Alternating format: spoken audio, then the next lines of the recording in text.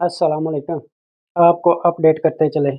आज पहला सेमीफाइनल खेला जा रहा है इंडिया अंडर 19 और साउथ अफ्रीका अंडर 19 के दरमियान। इंडिया ने टॉस जीतकर साउथ अफ्रीका को पहले बैटिंग की दावत दी।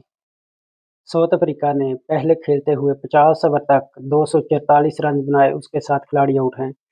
अभी इंडिया को टारगेट मिल गया है और इंडिया ने खेलने के लिए 245 रन बनाने हैं और इंडिया ये टारगेट चीज़ कर पाएगा या नहीं?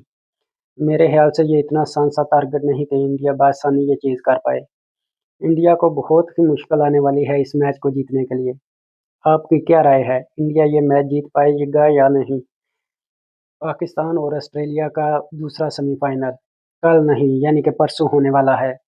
आपके ख्याल से पाकिस्तान की टीम स्ट्रॉन्ग है या ऑस्ट्रेलिया की? और आज की कौन-सी टीम आज का पहला सेमीफाइनल जीतेगी?